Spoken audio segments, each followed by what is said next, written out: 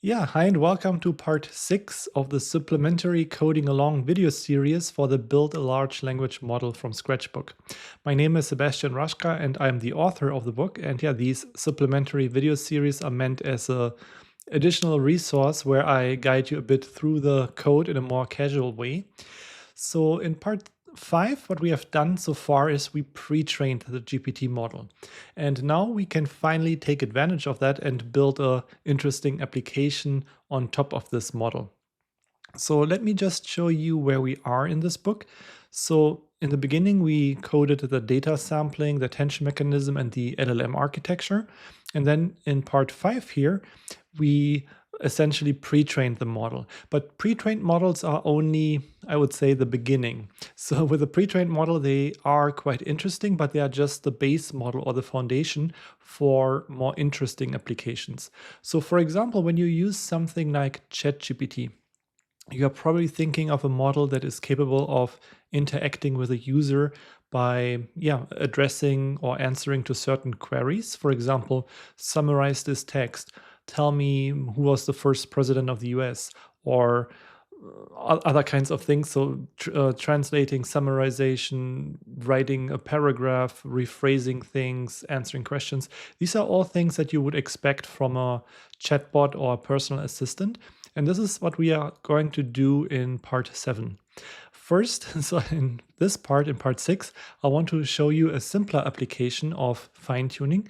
So part 6 and part 7, they will be both concerned with fine-tuning the model. So fine-tuning essentially means that we're taking the pre-trained model and train it further or fine-tune it for a certain target application, where a target application could be classification or developing this personal assistant. So in this case, this will be called instruction fine-tuning, as we will see in part 7.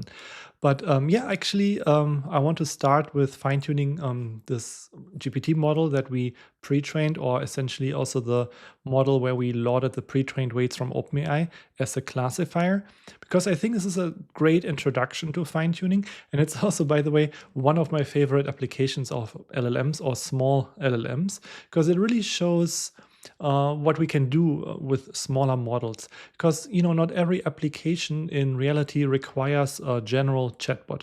There are so many applications in this world, especially in the business world, where you just need a prediction. You don't need necessarily something that gives you a text response or that can do multiple things at the same time, like summarizing and translating text.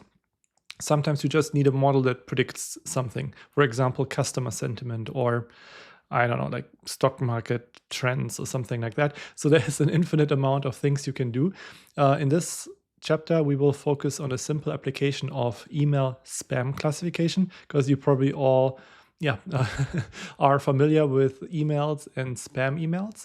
And traditionally, the problem of implementing a spam classifier was done with more traditional models. So even going back to like logistic regression or naive Bayes classifiers and so forth. If I recall correctly, one of my first tutorials even was a naive Bayes classifier.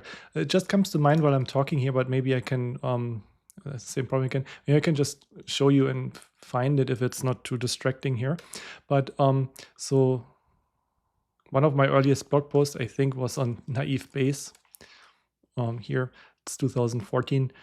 So traditional methods for developing a spam classifier. And these are methods that are very fast. So they're very popular in cases where you have a large customer base. So if you are running a classifier on your computer, I mean, you don't really, the only limitation is the hardware you have. In a small LLM like the one we developed before, it is fine to run on a local computer. But if you are, for example, a big company like Google, and you have millions of customers who use your email application, you have to be also concerned with how can we reduce cost, or how can we make sure that this scales to millions of users. And simple models are actually quite nice for that. And even if you are not concerned with cost savings or efficiency, simpler models like naive Bayes or logistic regression are still great for establishing a performance baseline, because they are usually simpler to implement. And so when I develop a new application, I usually start with the simplest model, and then I look, oh, I get so and so % accuracy. And then I try to use more complex models or more expensive models and see how much are these models improving over my baseline. So it's actually always a good idea to also start simple. But in this book, because it's a book focused on large language models, we will be actually focusing on adapting the large language model from the previous chapter, the pre-trained model, and fine-tune it as a classifier on a spam classification problem. And spam classification, because it's easy and it's familiar, but you can also do this for any type of classification task, which is quite interesting. And these models are, you will see, actually quite good for classification tasks. I would say let's get started. So here we will be first focusing on preparing the data set. And so also maybe I should show you one more figure. So where or what we are going to do, where we are here. So this chapter itself, there will be several stages. So the first stage will be concerned with the dataset preparation, and we will start with that. And later we will talk about how we set up the model, and then essentially how to fine tune and evaluate the model. So one step at a time, we are now focusing on the dataset preparation part here. And so for that, I will just show you the code here, and I will just briefly talk about it. Let's see if this URL works. So I'm using a data set from UCI. So UCI is, I think it doesn't work like that. UCI is a repository, a machine learning repository that has been around for many, many years, where you can find public data sets. They're just, easy off-the-shelf data sets. And I was trying to find a data set that is relatively small. Let me see if this works, because I have the zip file. I have the zip file link directly. So maybe I should just search for this. Because I don't want to here in the browser download the zip file. I just want to show you the data set. Yeah, this one. So we are going to work with this data set, which is very simple. Just a small email, not even email, like a SMS text message labeled messages data set that consists of spam and non-spam. And our goal is to classify spam spam messages. And this would also apply, of course, to email and other problems. I do, in fact, have bonus material where I'm applying this to movie review data set. So in this GitHub repository for this book, where I keep my bonus material, I will talk more about this later. I do have also 50,000, the data set of 50,000 movie reviews as another example, but I want to keep this relatively small, this data set. It only has the 7,000 examples, so it's faster to train, and I think it's sufficient to illustrate how you can adapt LLM for classification tasks. And so what you're seeing here is just boilerplate code to download the dataset. You could technically also just do that manually. So this is just to automate it. So it will download this zip file from the spam collection website here. So if compared to clicking download, it's doing this in Python. And unzipping the file, and then adding making sure the file path is correct. So the file path will be SSM spam collection TSV. So this is a tab separated value file. It's like a CSV file, but instead of comma separated values, it will be tab separated values. So I will show you how this will look like. So here we have this folder, and this is a small data set, so I can just open it here. In general, I don't recommend just opening files like that, because when they are large, that will or can crash your compute memory if you have like millions of rows. But yeah, as we can see, we have ham or spam, where ham means non-spam. And then on the right-hand side, we do have the text message. And that's how the dataset is structured. So next, since we have loaded this now, so next it's not a bad idea to load this in Python to also make sure it's formatted correctly. And by the way, let me also show you, before I import this pandas library, let me show you the packages that I'm using in this book or in this chapter right now. So we will be using matplotlib later for visualization. the NumPy array library, of course, that underlies matplotlib and pandas. Pandas is a data frame library. It's on top of NumPy, adding a data frame format. Nowadays, there's also another library called Polars, which is faster. It's a Python library that also implements the code in Rust underlying the Python implementation, which is similar to what TikToken is doing. But I'm using pandas here because we just really only need very, very basic things, and it's a very simple data set. So it's going to be done in half a second. So it doesn't matter whether it's done in half a second or 0.1 second, it's instant anyway. And pandas is, I think, still more popular. So yeah, that's why I'm using pandas. We still need TensorFlow, because we're going to load the pre-trained weights from OpenAI that we talked about in the previous chapter and that we used in previous chapters. And then, PyTorch for the GPT model and the fine-tuning. Okay, so just for reference, the software versions I'm using. But like I mentioned before, you don't have to have exactly the same versions. It's just here as a reference in case something goes wrong. You know what I used, and if you want to exactly replicate things, if things break. So we are first importing pandas. It's like an array library for nicely loading the data set. So I will use the read CSV function. So the CSV function is usually used for loading CSV files, like the name implies, but you can also change the behavior to load tab separated files. So tab separated, you couldn't really see it here because it looks nicely formatted, but maybe I can, let me see if I can do it like this. Maybe the first 5 lines of this data set. It's called SMS spam collection, and then there. So yeah, so you can see this is just like a bash command, and you can see there's like a tab instead of a comma separating this column and this column. So here we see there are 2 columns, but when we are looking at it in text format, that's only one line, and the column is this tab essentially. And so we're saying this tab character is separating our columns, and we don't have a header.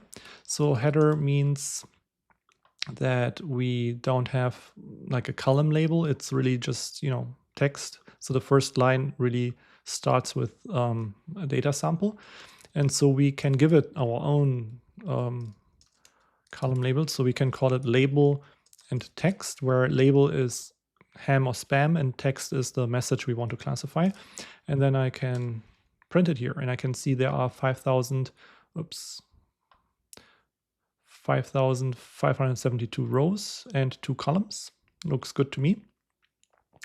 And we can also count how many of those are spam and not spam. So what I can do is I can do label and then value counts. And so this will be listing how many non-spam and spam messages we have.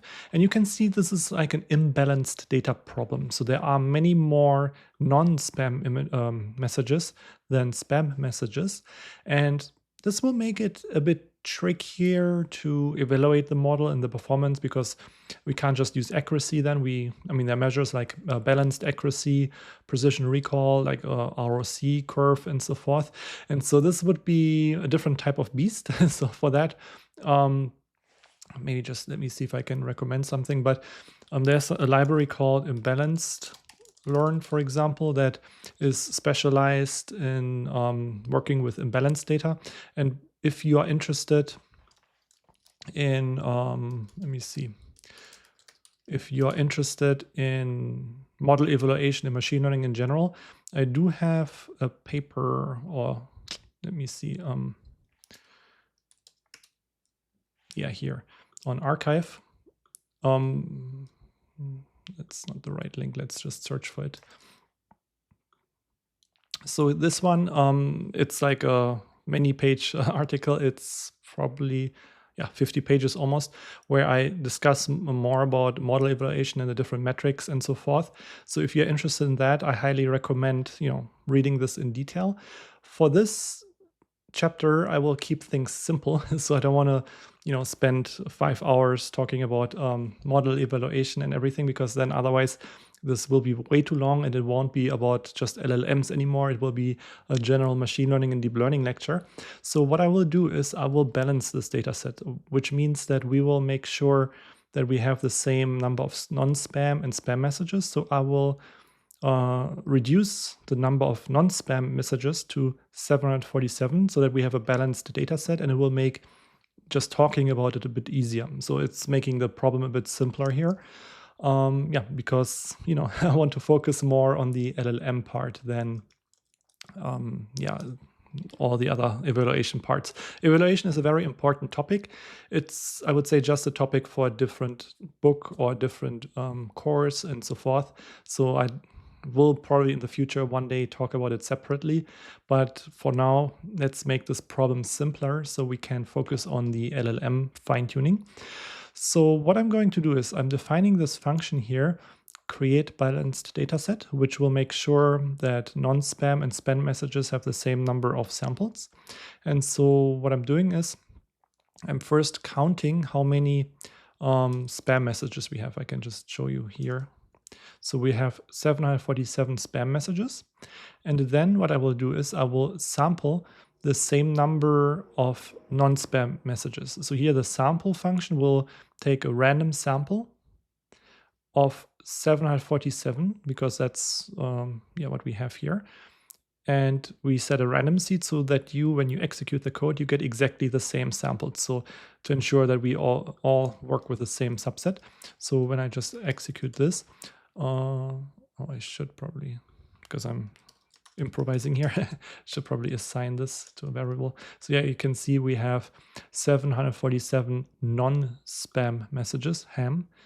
And then what I'm doing is I'm concatenating them into a new data set. There might be more efficient ways to do this, but it's such a small data set that we just keep this one and concatenate this into a new data set, which is then our balanced data set. So you can see after creating this balanced data set and looking at the new label counts, we can see we have 747 non-spam and 747 spam messages. Now, there's still one thing that I would say kind of bothers me about this. So when I go here, balanced. So one thing is that the label is text. And so to make it easier to work with, I usually recommend converting this into a label, an integer label, starting at 0. So you can think of this integer label then as token IDs. So essentially what's interesting is here, everything we are doing is we just want to classify whether something is non-spam or ham or spam. So we have two classes, ham and spam. And so before, we wanted our LLM to deal with all kinds of words in the vocabulary and output all these words. Now we can make the problem a bit simpler. So instead of having these token IDs going from 0 to 50,257 in the output layer, we can have in the output layer only 2 token IDs, 0 and 1. We have to be a bit careful because our LLM will still work with the same input vocabulary because it still has to process the input text, but the output can be simpler now. We will get back to that later, so I don't want to say too much about this yet. We will get back to that here in this part, modifying the model for fine-tuning. But here, what I'm doing is I'm essentially assigning these labels 0 and 1 to the label column. So what I'm doing here is using the map method. And so first of all, we have the label column. We only focus on the label column. And map is mapping the values using a dictionary. So our dictionary, our mapping dictionary, let's call that map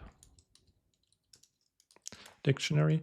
So this would be this one here, where we say everything that is ham should become 0, and everything that is spam should become 1, like I'm showing you here. And this will execute this automatically for the whole data set. So let's execute this, and then I can double check it. So you can see now we have so these tail and head, by the way, are the first 5 and the last 5 entries. Can also maybe just to make sure, let's use this one. Everything looks correct. So we can see we have now labels 0 and 1 instead of ham and spam. Yeah, and so we're almost done with the section. That is how we first process the data set to make it, make it nice for further processing. And then the next one I will introduce is splitting the data set. So this will split the data set into subsets. So we will have a training set, a validation set, and a test set. So the training set is for training the model. The validation set is for tuning. So some people also call that the tuning data set, where when we are training the model, we look at the validation set to kind of estimate how well is our model generalizing to data that it doesn't see during training. Because if we only look during training and on the model overfits, we will get something like 100%. But then in reality, when the model sees new messages that it hasn't seen during training, we have no idea how well it would perform. So that is why we have the validation set, so we can have an estimate during training how well the model performs. And then we can also meddle with the model. We can fine tune it, we can optimize it, and use the validation set to see whether our tweaking, our changing of the hyperparameters makes an improvement or not.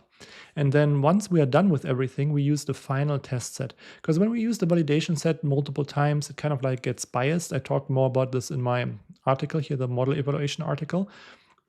So we at the end want to have an unbiased or like an independent test set that we haven't used before during the training procedure. And so how we do this is we take a portion, so train end, so maybe going through this sequentially. First, we shuffle the data frame. So this is just one way to shuffle a data frame in pandas. So we say sample and we use fraction 1. So the fraction is how much of the data set, and 1 means the whole data set. And for example, 0.5 would mean half the data set. So what we are doing is we are sampling. It's kind of weird to write it like this, but what's happening is we are sampling from this data set, considering all the rows, and this will essentially shuffle it, because we are just drawing the rows in a random order. And then we calculate the split indices. So we say that, for example, train fraction could be 70%. So it could be, for example, 0.7, and we could say 0.3 or something like that. So that will mean 70%, or let me do 2 here. So 70% of the data, this is the position where we have 70% of the data. So then we extract it. And then from this position, considering another 20%, so this is where the validation ends. So maybe in simpler terms, if we have 100 examples, the train end would be at 70. And then the validation end would be 70 plus the 20. So this would be at 90, index 90. So if we have 100, 70% for training, then 20% for validation. So the position is here, 90 to 70 to 90 will be used for validation. Let me write this like this. 1 to 70 for training, 70 to 90 for validation. And then the remainder, we have the test set, the remainder, this will be then 90 to 100. So the remaining 10% will be used for testing. So that's just how we subdivide the data set. And so let's do this and apply our random split function with 70% training data. Here I'm using 10% for validation, so it's basically more like this. And then 80 to 100 for testing. And why these ratios? This is again a hyperparameter. Usually 70-80% is a good number for training. If you have a large data set, you can also make the training set smaller. But yeah, it really depends on the application. In this case, 70% is reasonable. 10% for validation. I would say the test set is a bit more important than the validation set because that gives you the final estimate. So I usually make the test set a bit bigger than the validation set. Some people do it differently. They would make multiple validation sets, for example, and rotate them. So it really depends on how much you work on the hyperparameter tuning. So the more tuning you do, usually the more validation data you want during the development to make sure you don't overuse a certain validation set. But yeah, in our case, it's a very small problem, so it should be a fine ratio. And yeah, just let's double check how they look. So here, by the way, I'm also saving them as CSV files so that later we don't have to go through this whole procedure here again if we want to come back to this and just load the dataset from these files. And personally, I also like to do that when I, for example, write papers and so forth. When someone wants to reproduce my results, I can share these files with them. So for example, yeah, you can share the procedure, but let's say someone makes a typo or forgets the random seeds somewhere, you would get different results. So in that case, I like to always, save this for record keeping, and so that I know exactly what is used for training, validation, and testing. So we have 1,045 data points for training, validation, DF. We have 194 for validation, and then the test, DF. We have 300 for testing. Okay, so this is it for this part on the dataset processing. And in the next section, we will talk about setting up our data loaders, and then later, of course, setting up the model itself.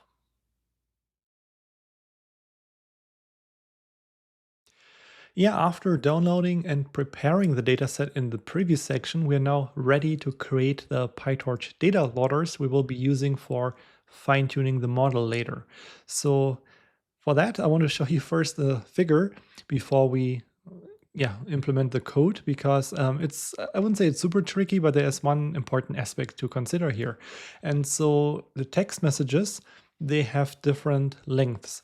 So for example, here are 3 example text messages. They are not exactly from the data set. I chose shorter ones here because in the data set they would be too long to fit into this figure.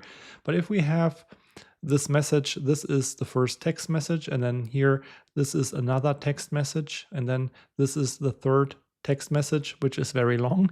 You can see they have all different lengths if we convert them into token IDs. So each has a different number of token IDs. And when we create mini batches or batches for training in the data loader, these are tensors, and tensors have to have the same number of elements in each row. For example, if we have 10 training examples, 10 rows in that batch, each of them has to have the same number of token IDs. So how do we accomplish that? How do we make the number of entries or token IDs the same for each training example? So what we can do is we can pad the sequences to the longest sequence in the batch. And what we are doing here is we are using a token ID that is usually not used for many other things. For example, here, the token ID 50,256, which is the end of text token, and we are appending it here. So first, we have to figure out what is the longest sequence. So if we only had a data set consisting of 3 training examples, we would check the lengths here and see, oh, this is the longest training example. And so we will find out 1, 2, 3, 4, 5, 6, 7, 8, 9, 10, 11 tokens.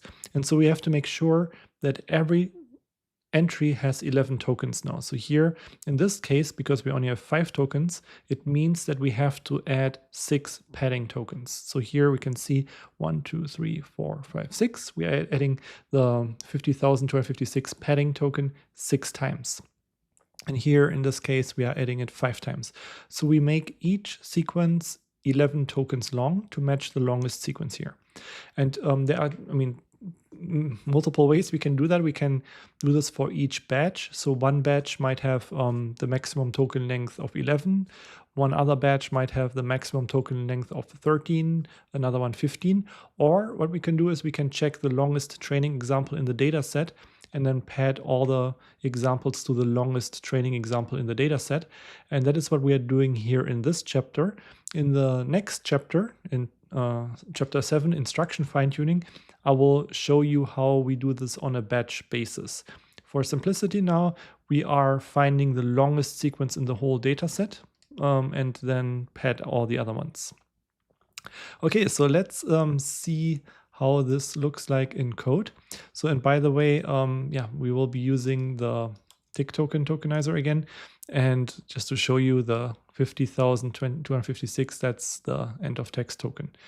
So how we are going to implement this is we are going to use the dataset class, again, the dataset class from PyTorch. And here just copy pasted it so it doesn't take forever when I type this. So I will walk through this more slowly. This is a bit different from the data set that we used for pre-training. So in pre-training, by the way, we didn't have that issue with different lengths because we determined the length, right? We set the context length and then we had these sliding windows and we made sure that each window has the same size. So in that case, we never had to worry about different lengths because we created these lengths. Now it's a bit different because we have this data set where each has a different length here. Okay, so what we're doing is in this dataset class, by the way, it's not complete yet. I will add a bit more code once I explain this part. So we have a CSV file that we want to open. This could be, for example, the training, validation, and test set here. And then the tokenizer, that would be our tick token tokenizer. Then we define a maximum length. In this case, this will be determined. So we can either say we want to have a specified length, let's say 10 token IDs, 100 token IDs, or whatever the model supports. Or we can just say the longest sequence is based on what we have in the training set, like I showed you. But yeah, we can restrict this further. For example, if we want to truncate it more, if we, in this case, if we want to have just 5 or something like that. And why is that useful? If you think about an application where you work with long documents, for example, let's say you want to classify newspaper articles. You want to develop a classifier that categorizes them as sports article, politics, finance, and so forth. Maybe you don't need the whole article. Maybe some articles are so long, maybe 100,000 tokens or something, that it wouldn't be working with your LLM. So you can say, oh, I only want the first 1,000 tokens because it has already enough information to build a really good classifier. And then I don't need to feed my LLM 100,000 tokens. So you can artificially, truncate the length here. And then we define what token we want to use for the padding. So yeah, we read the data set here. And here what we are doing is we are tokenizing the texts. So this is the familiar encode method we used before. And we do this for each row in the data set. And if we don't use the maximum length that we specify here, then we find it ourselves based on the longest example. It's similar to what I've done here, where I looked at all these examples and found, oh, this is the longest one. And so based on that, we say, oh, the longest one is 11, so we have to pad everything to 11. So I will implement this method shortly. Otherwise, if we have a max length, then we truncate to the max length here. Yeah, and then we pad this every element or every training example according to the max length. So we have the encoded text, and then for what the difference is between the max length. So for example, if this is, let's see, if we have a length of 500 and our max length is 1000, then the difference here is 500. So 1000 minus 500. And we say 500 times pad token ID. So we add 500 padding tokens to the encoded text, which has length 500. So it will have length 1000 after this.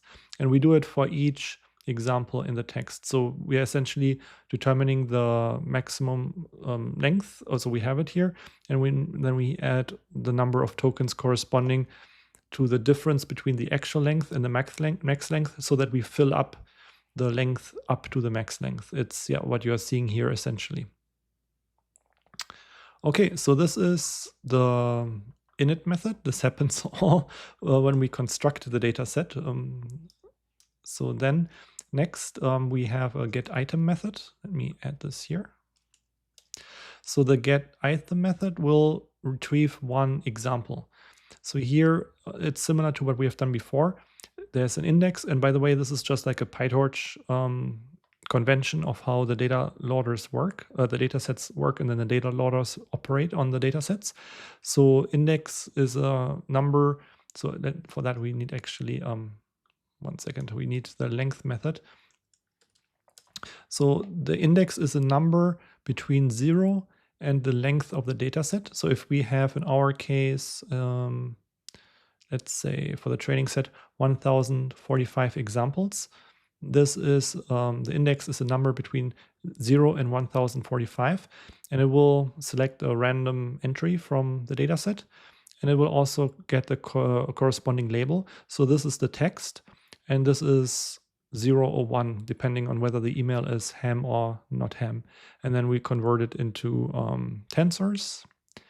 And then the only thing I have not explained yet is how we get the longest length.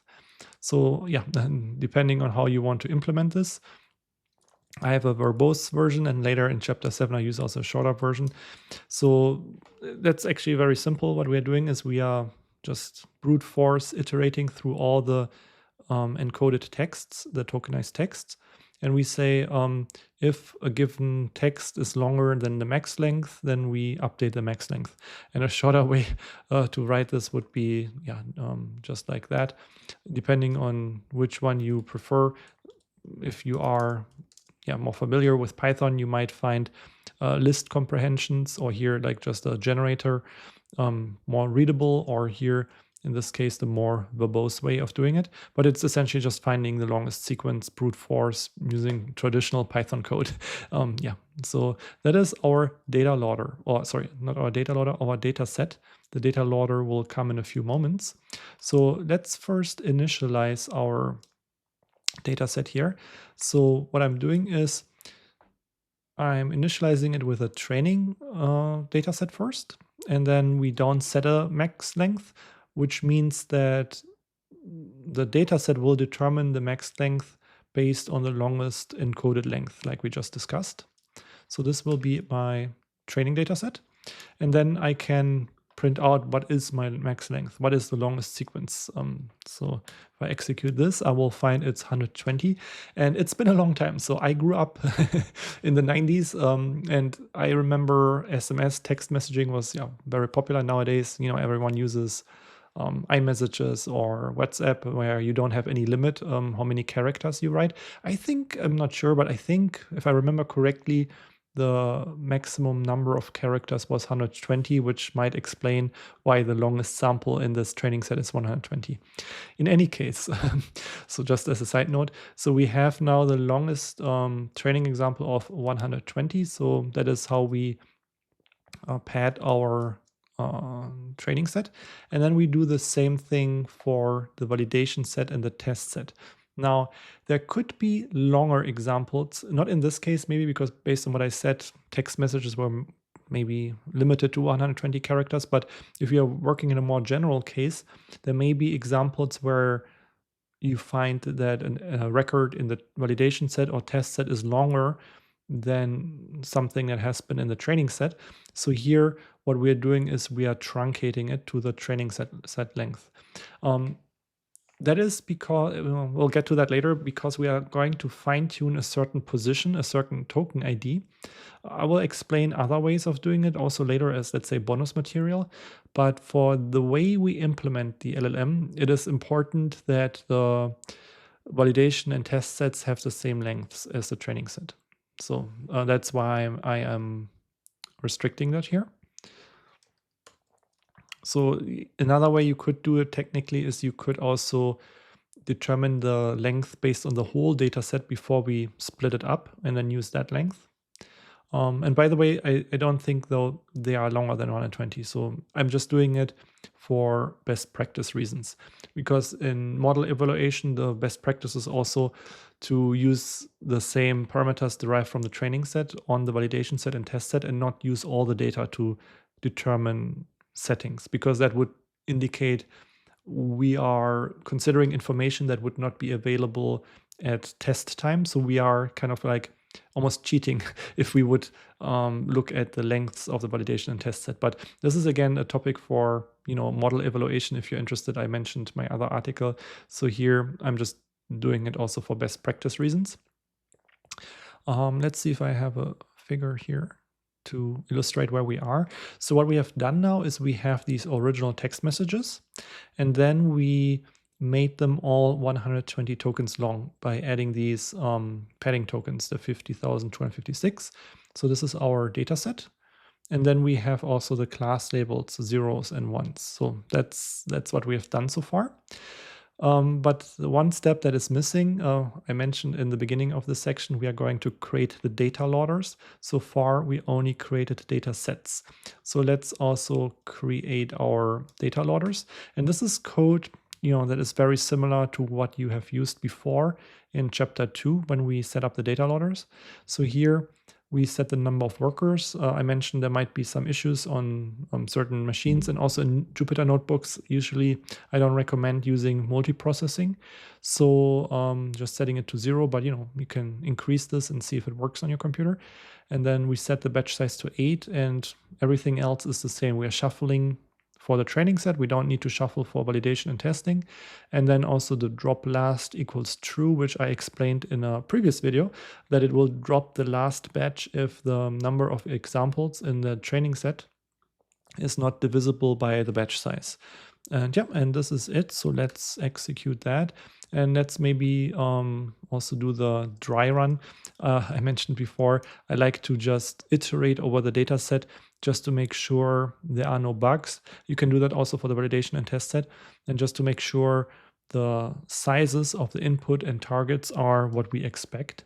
And so we can see each batch has a size of 8.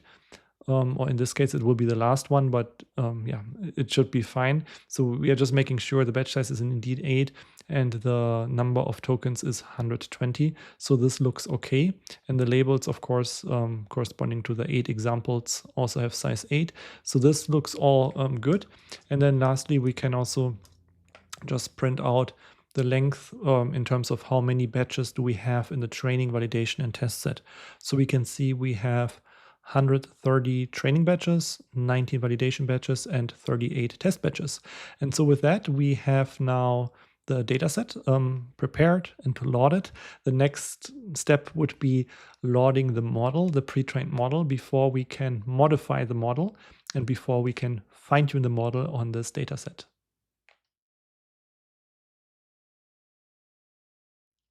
So this is probably going to be the easiest section ever, because we are just going to load the weights that we loaded before, the model weights from OpenAI. And the reason why we are doing this is that we need this to fine-tune the model. So we are just, in this particular coding session, we are just using the code from chapter 5 and load the model weights. So for that to work, you have to make sure that in the folder here where we are executing the notebook, that you have the previous chapter code, so from all the previous chapters, and this includes the GPT model class and everything we have here in chapter 5 for the weight loading. So all the code we worked before, I have it here in a file, previous chapters.py, the Python file, and then here also this GPT download function we got in the previous chapter. So this is old code. This is the same code we looked at in chapter 5.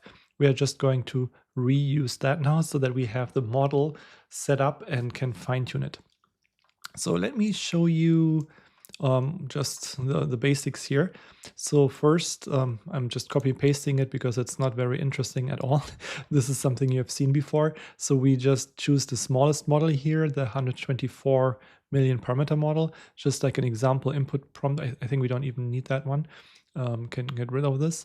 And then we have the vocabulary size, the context length, the dropout, and the QKV bias. And then we are from here, yeah, just getting the embedding dimensions, the number of transformer blocks here, and then the number of heads in the multi-head attention modules. And so this is all what we used in the previous chapters, nothing new. This is just, yeah, getting our configuration. And then, yeah, I'm going to load or import the download and load GPT function from the GPT download file. And again, like I mentioned, these are files. So this is a file and this is a file that are relative to this notebook here. And so in this case, PyTorch can just import from these files. So we don't have to copy and paste the code from the previous part, but you can also go in here and just find the code in chapter 5 and just copy and paste it into this one here. So it doesn't matter, but just if you want to have it a bit more clean and just only see the code that is new, I prefer usually to just import it from Python functions where I keep it separate. And then in the notebook, it's more like focusing on the new code here. And yeah, some more boilerplate code. So this is also from the previous chapter where we prepare this choose model to get the model size. So it's essentially just getting this number here, 124 million, and then download this from the OpenAI server. So just going back here, this is just downloading it from the OpenAI server, and loading the model. Might take a few moments. And later, I mean, this will be our base model, like I mentioned before. In the meantime, I could maybe go back to this figure and show you what I mean. So this is also called foundation model. Some people like the term or they don't like the term. It depends. Because there was like an academic paper that invented this term, and sometimes people say, oh, this is just, just another term I have to remember and everything. And so you can also think of it as the pre-trained model or the base model. And this model that has been pre-trained, the foundation model, pre-trained model, or base model, however you want to call it, we are going to then modify it. But in most cases, you don't need to train the model from scratch. So what I'm trying to say is we are building the classifier, and you can also start with random weights and then just, fine tune the model on the data set that we care about without bothering with a pre-trained model. But the pre-training is actually quite useful because the pre-training teaches the model to distinguish between different words and learn some meaning of what words are. So this is actually a quite nice foundation to build on. So it's actually usually better to use a pre-trained model and fine-tune it for classification compared to training this model from scratch on classification tasks. Because we could technically also use the random weights instead of the pre-trained weights. But yeah, usually it's why not taking advantage of these pre-trained weights, basically, where the model already learned feature extraction inside the transformer blocks and everything. So we kind of take advantage of all this processing power that went into it during the pre-training. So we have our model downloaded now, and then we will also import some of the convenience functions, generate text simple, and then these two, just to make sure that we loaded the model correctly. So what I'm doing here is we are not going to use the model for writing text or anything, but I just want to make sure that the model works so that there is no bug in the code and everything. So this should produce exactly the same texts we have seen in chapter 5. So for example, every effort moves you forward. The first step is to understand the importance of your work, just to make sure the model is loaded correctly. If it generates gibberish, it means maybe we made a typo somewhere. So it's just like a sanity check. Now, you might wonder, could we actually use this model to do the classification? So for example, we could have a prompt that says, is the following text spam? Answer with yes or no, and then we provided the text. If I go to ChatGPT, I'm pretty sure if I type this in there, it will do a good job and classify this correctly. So it will, for example, say this is a spam text message. And that is because it has been instruction fine-tuned on so much data that it will actually do a good job on that. However, if you don't have a lot of data, if you don't have hundreds of thousands of instruction fine-tuning examples, classification fine-tuning, if you care only about classification, is going to be more data efficient. We are later in chapter 7. We are going to fine-tune the model on instruction data so that it theoretically can deal with cases like that. But this will be a future chapter or future problem. So, for example, here, if we have a pre-trained model and we give it this text, so this prompt, you will see the pre-trained model is not quite capable of dealing with that. So it will generate, it will actually repeat the text even. You can say, see, is the following text. So this is the input, sorry, this is the input. And then the second row, this is what it generates. And you can see it's kind of like copying text almost from the beginning here. And that is because it's just a pre-trained model. And pre-trained models, in theory, are only good for generating text, continuing to write text, but it's not really capable of answering instructions. So for that, we will need this technique, instruction fine-tuning. For now, we just want to keep it simpler, and we just want this model to return 0 or 1. So if the model sees only this text, it should just return 0 or 1, whether it's ham or spam. The thing is also that modern LLMs, just like a side note now, so modern LLMs, if you pre-train them, to some extent nowadays they can actually answer questions without this explicit step here, the instruction fine-tuning step. And that is because nowadays big companies, based on the papers they release, they do include some instruction Q&A data, something like this, in the pre-training data set, so that the model already learns a bit of doing that during the pre-training. But in general, a true statement is if you just have raw text without any specific format, the model will be relatively limited. It will continue generating text, but it can't really answer instructions. You can see this one is a more natural one. It's just, continuing this text from here, could be from a book or something like that. If we give it something that's slightly different, a question, yes or no, it won't say yes or no. It will just, do something unexpected here. Okay, so we determined now this model is not capable of doing spam classification. And like I said, there are now 2 routes we can take. One is classification fine-tuning, or chapter 7 instruction fine-tuning. Here we will start with the classification fine-tuning and leave instruction fine-tuning for a future problem.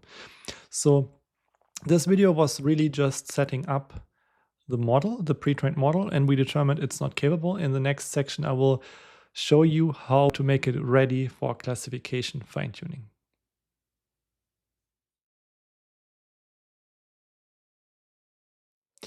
Yeah, so in the previous section, we just loaded the weights from OpenAI into our GPT model architecture. And now we are going to get this GPT model architecture ready for the classification fine-tuning. So before I go to the code, just to conceptually showing you what's going on or what's going to happen. So here, what we are doing is we are looking at the GPT model architecture that we coded in chapter 4. And then pre-trained in chapter 5, and where we just loaded the pre-trained weights into this architecture. Now what we are going to do is we are going to replace this massive output layer that goes from 768 to 50,257 dimensions by a smaller output layer. So why do we have this massive output layer again in the first place? So we do have this token embedding layer that goes from 50,257 potential token IDs into an embedding space. So we carry out the through these embeddings. We have embeddings of size 768, where this number comes from the fact that we have 768 dimensions in the as embedding size in the smallest model. If you're using one of the bigger models, you might even have bigger embedding dimensions. But yeah, we are working with a small model, so our embedding dimension is 768. That's where this number comes from. And so in the output layer, we have to go back into the vocabulary space. So because ultimately we want the token IDs. So we go from 768 back into the 50,257 dimensions from our tokenizer. And like I said before, we don't actually need that many words if we just want to classify something as ham or spam.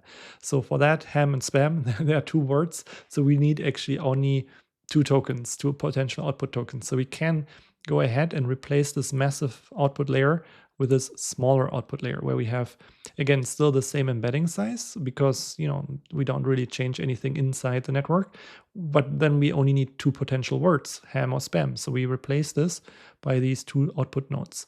And in general, we can say that the number of classes is equal to the output nodes. A curious reader might note, for example, you might know from classic machine learning or deep learning that for a binary classification task, so a classification task where we have two classes, you technically only need one output node.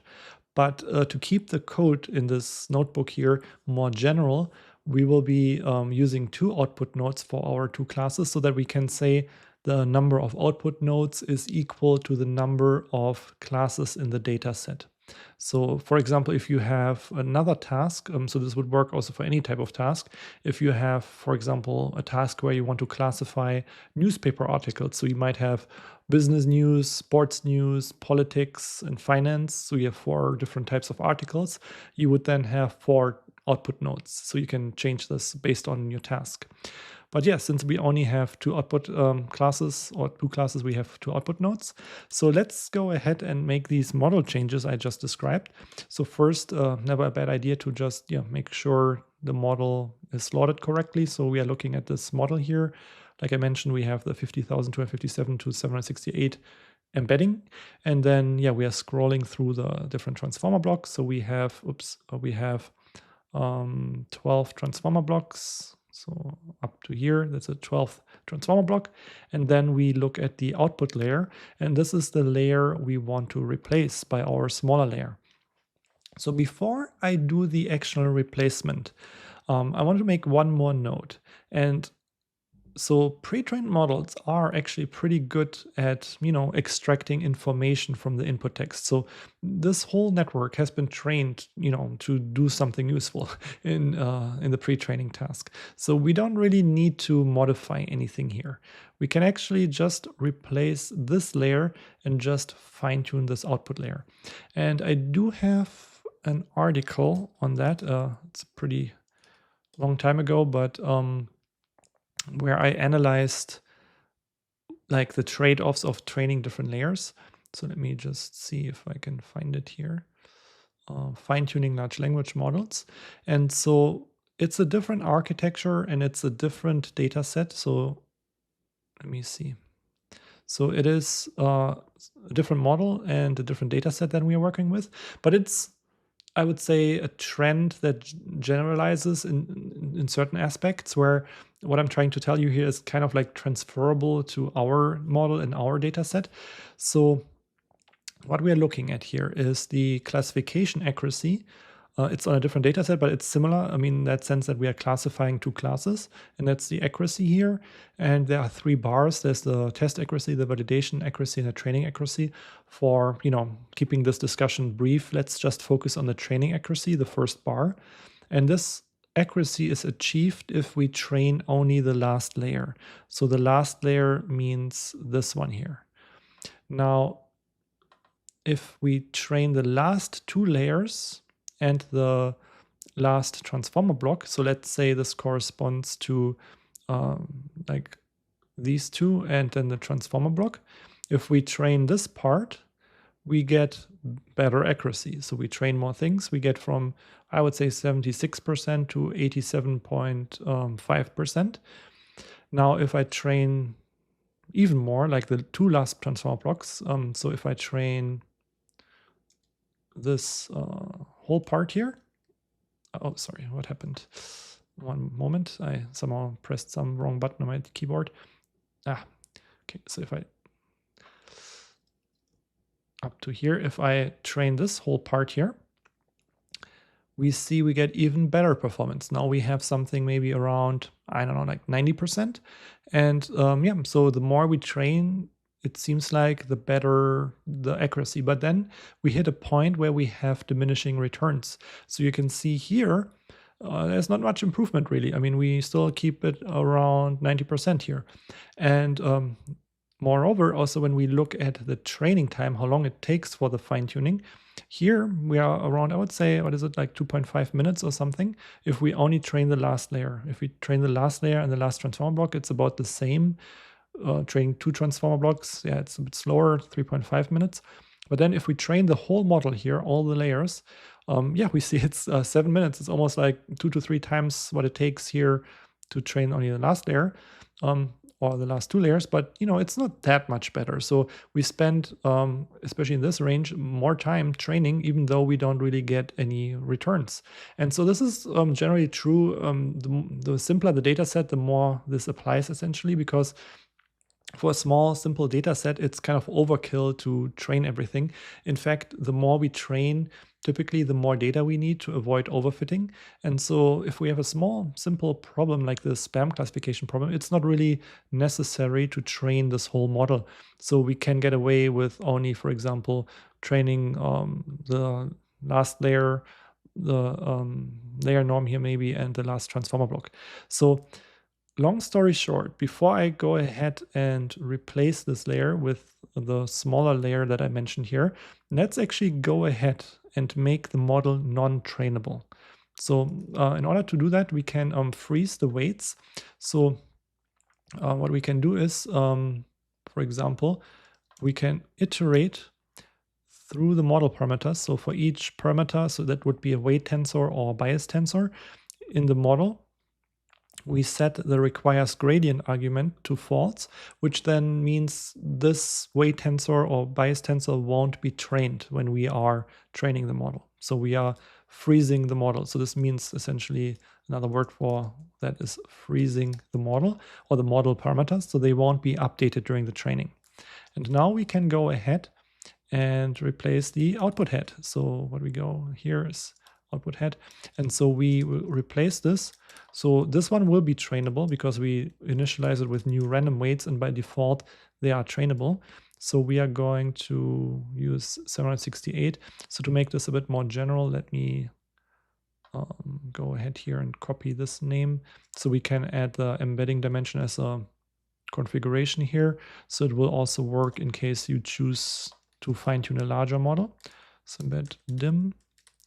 And then let's define the number of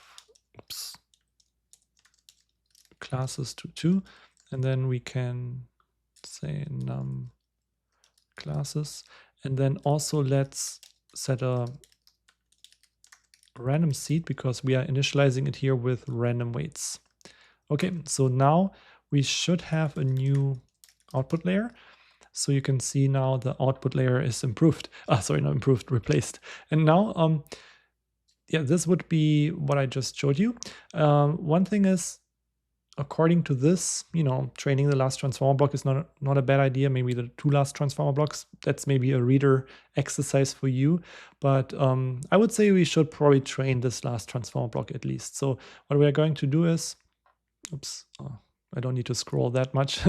So what we are going to do is, this is already unfrozen.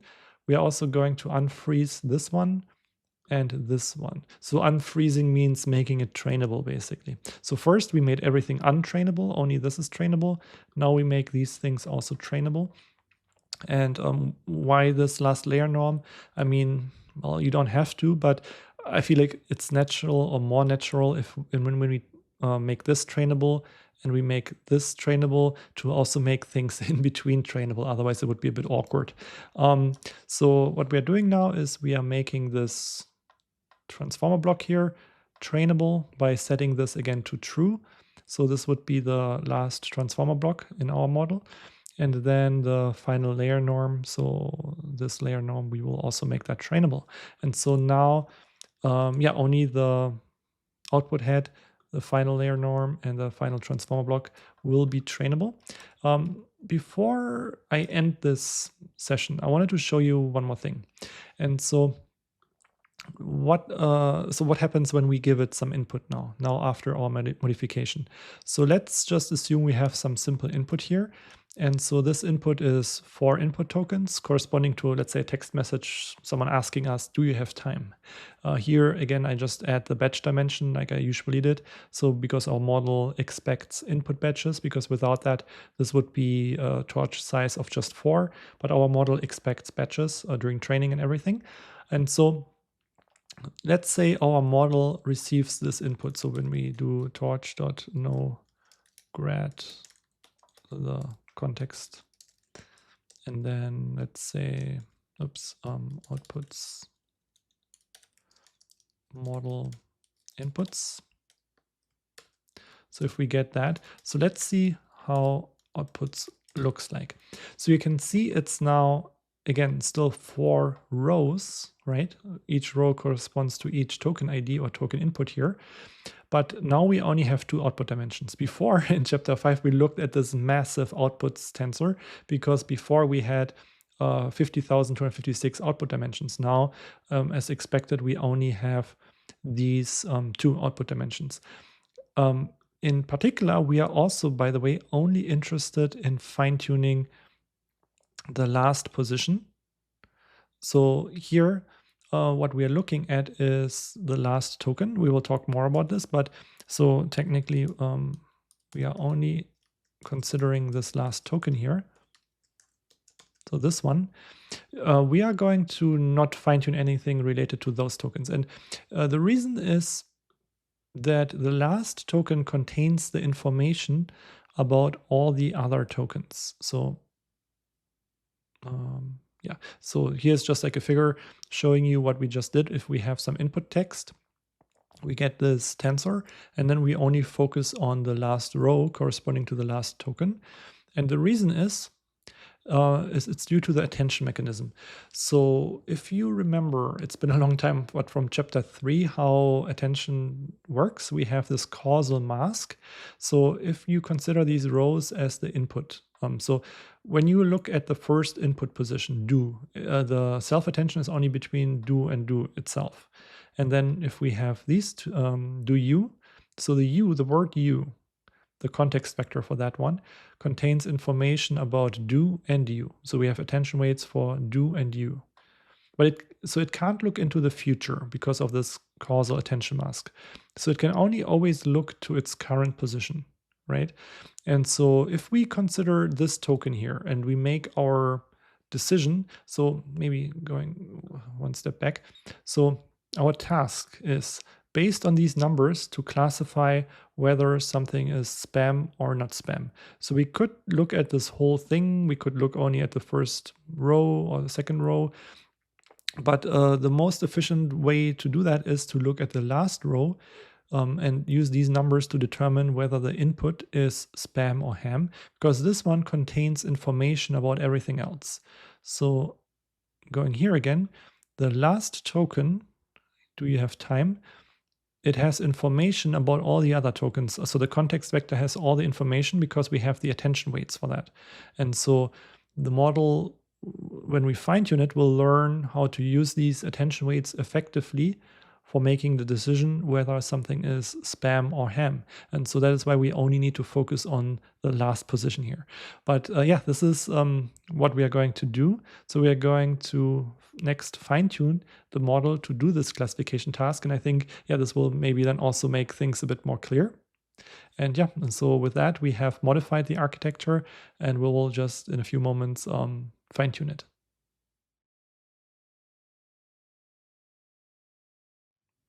So at the end of the previous section, I mentioned that we are now finally ready for the classification fine-tuning. However, there is one more thing we have to take care of, and that is the calculation of the classification loss and accuracy. And so we will be using the accuracy to track the progress during training, and the classification loss is used similar to what we have done in chapter 5 for optimizing the model weights. So yeah, in the grand scheme of things, where we are, we prepared the data set, we initialized the model, we loaded the pre-trained weights, and then we modified in the previous section the model for classification fine-tuning. Now this one more thing entails that we implement the evaluation utilities before we can move on to the fine-tuning. So yeah, to just conceptually explain what is going to happen. So here's a figure that is maybe somewhat familiar to you, because here there are similar elements to a figure that you have seen in chapter 5, except that this is a bit smaller and simpler. So in chapter 5, we explained how we go from the model input to the logits, to the softmax probabilities, and then to the token IDs. And here what we are looking at is the similar flow. So we have, for example, you won the lottery as text input, which goes into the LLM. And then what we're looking at here is the logits vector of the last row of the logits. So going back to the previous section, we had, for example, 4 tokens as input. This could be a text similar to you won the lottery. And then we are looking at the output logits for each of the 4 token IDs. And what we said is we are going to focus on the last row. So we are going to focus on this row here. And so this is what you are seeing here. So these are the logits corresponding to the last row in the logits tensor. And then we could apply the softmax function to convert this into probabilities. And then in chapter 5, what we did is we looked at the position where we have the highest probability, and that was our predicted token ID. Now, this is exactly the same concept, except that instead of 50,257 dimensions, we only have 2 dimensions. One is not spam and one is spam, or better shown here at the bottom. So index position 0 is not spam, index position 1 is spam. In this case, the highest probability is at the first position, so the model would predict 0, not spam, for this particular input. As you might guess, this is not correct, right? I mean, I'm guessing here, but I would say if you receive a text message that says you won the lottery, it's probably going to be spam. And so the model thinks with 99% probability that this is not spam. That's because the model is not trained yet. We want to train it so that this probability here becomes higher, that this is spam, and then the model outputs a 1, and vice versa for the second input. Do you have time? I would say this is probably not spam. It's maybe a message by a friend asking us if we have time. And then here in this case, the highest probability is at spam, and so the model would output spam. And also, again, our goal is to, shift the prediction more towards not spam, assuming that this is really not spam. Yeah, and so we are going to implement this now in code, where we essentially have the same workflow or a similar workflow that we had in the previous chapter. And then when we have these predictions, these labels, we can compute the accuracy. So the accuracy is a measure that tells us how often the model is correct. So for example, if we have 100, let's say 100 text messages, and the model makes 50 correct predictions, that's a 50% accuracy. It's basically random guessing. We want the model to get a accuracy that is close to 100. That means that it gets almost all the 100 out of 100 messages classified correctly. And so let's first, before we code the accuracy, let's first code what we are seeing here in this figure, this conversion from logits to probabilities to the labels.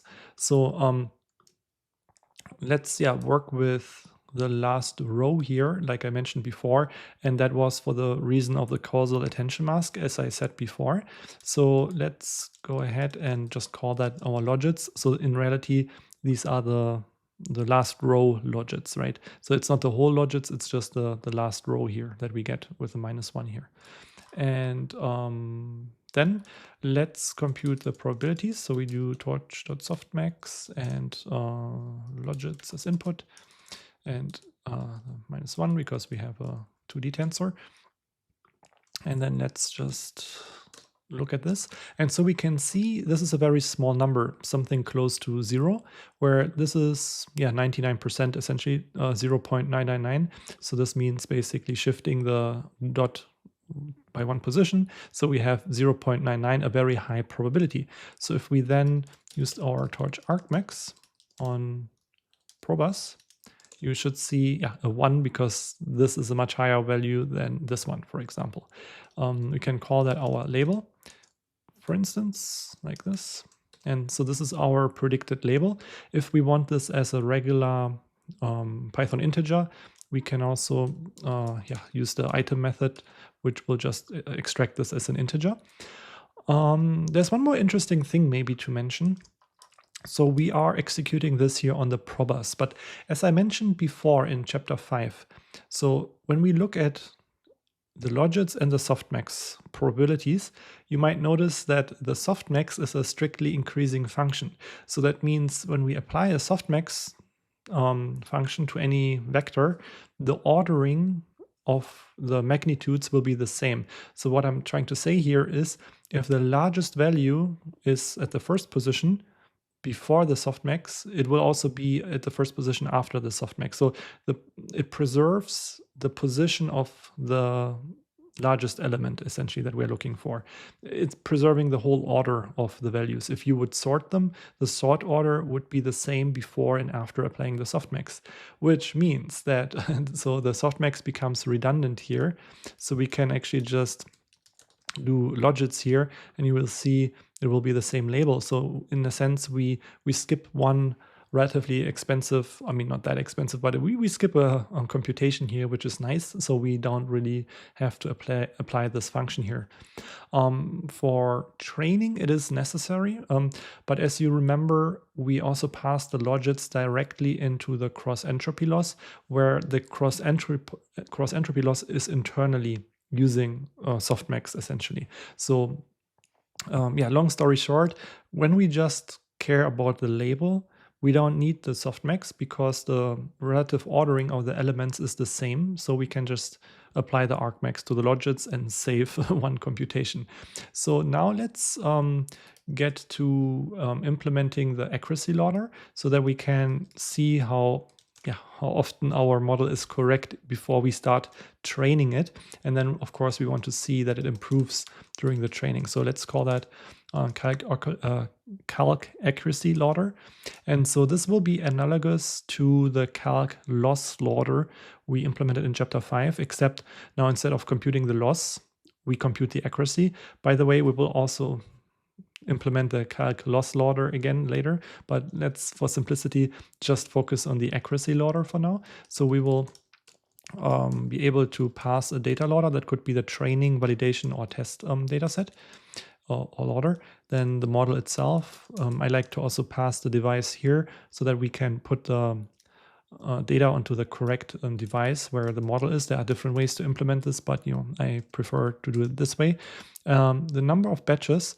So similar to the calc loss loader, sometimes we don't need to calculate the loss over the whole data set. So for example, if we just need a quick estimate of the validation set and our validation set is very large, it would be pretty expensive to iterate over the whole validation set. So sometimes it's sufficient to only take 2 batches or 3 batches to estimate the accuracy. So with that, we can control how many batches we want. So it's never a bad idea to put the model into evaluation mode. We might have done this at some earlier point, but just doing it here explicitly to make sure things like dropout and so on are disabled, all the random things in the model. And then we can keep track of the predictions. So the correct predictions, I'm just seeing I made a typo here, the correct predictions and the number of predictions in total that will be used later to calculate the accuracy. And then we can have just like a little sanity check. So if the number of batches is none, then let's just use the whole data set. So here we will do the length of the data loader. So that means use all the data points in the data set. And so far so good. Then let's say otherwise, we take the num batches, but let's make a small modification. So we say num batches, the minimum value between this and also the length in the data loader.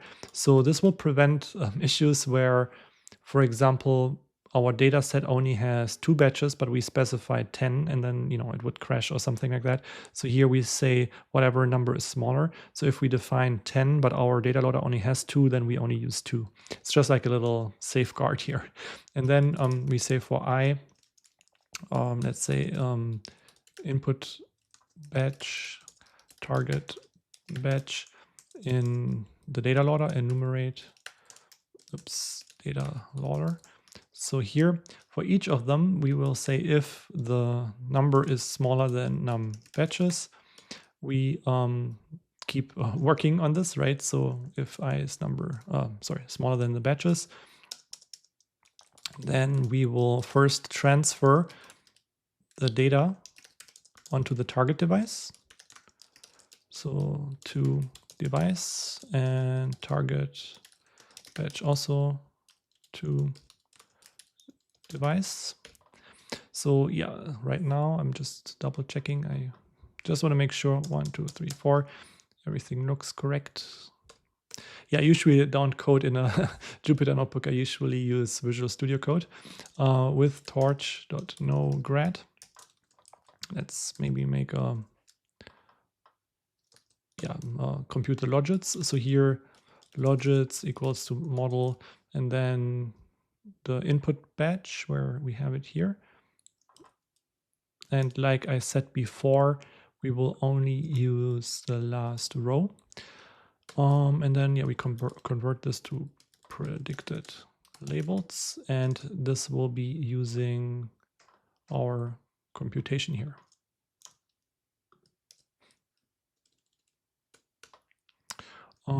Since we have similar, I think it doesn't hurt just to add the -1 here, similar to what we have done here.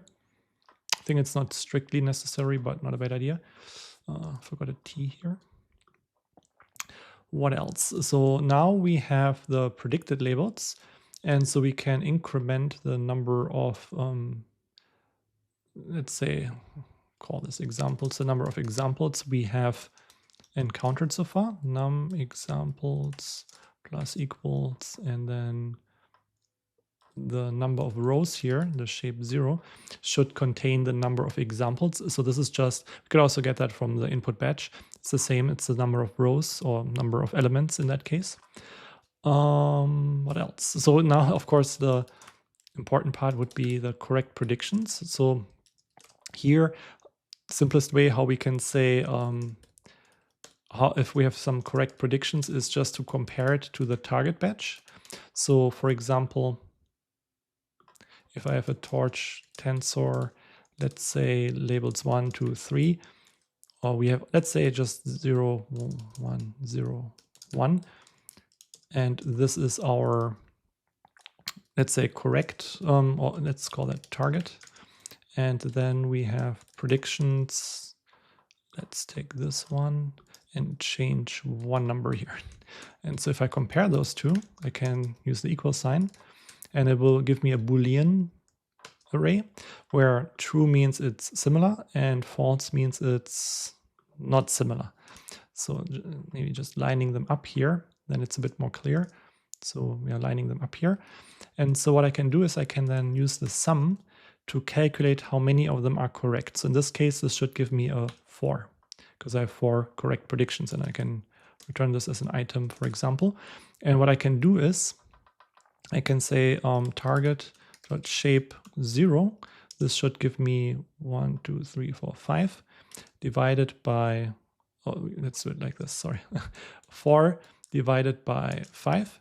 And this gives me essentially the accuracy if our data set only consists of 5 examples. So here, this gives me 0.8 or 80% prediction accuracy. 4 out of 5 are calculated or predicted correctly.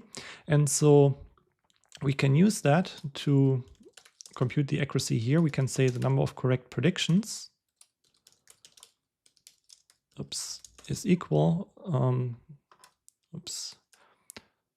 so sorry, the accuracy is equal to the number of correct predictions, similar to what we have here, divided by the total number, which we kept track of here. So this is the number of correct predictions divided by the number of examples or total predictions. I'm just double checking if everything looks correct. I would say this needs to be indented because we do this for each case where this is true. If this is not true, then we want to, of course, exit. So I think this should work. I'm pretty sure I made a typo, but we will see in a few moments. So let me also define, because we're going to need it here, the device. So the device, I usually like to do torch device and then CUDA. If torch.CUDA, is available. And otherwise we will use the CPU. And yeah, like I mentioned in chapter 5, you might also want to use just the MPS device, but again, numbers might slightly differ if you use the MPS device. And then let's put the model to the device, and let's just use a random seed. Should not be necessary because we are completely, or if we are completely iterating over the data set, we don't need a random seed. But if we want to, for example, only do it for 10 batches, how many, by the way, do we have? Let me double check. We had somewhere checked the length of the data set. It's been a while here.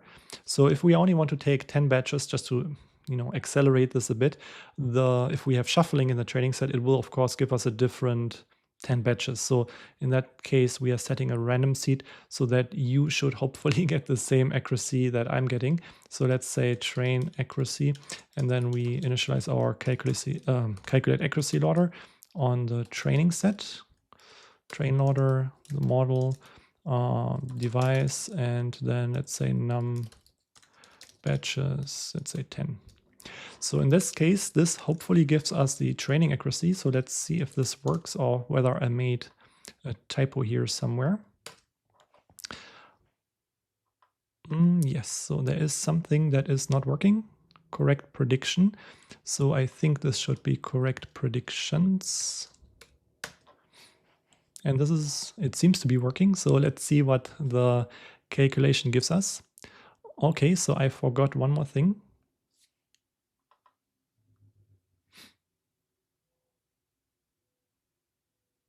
I should have, of course, applied the sum item here.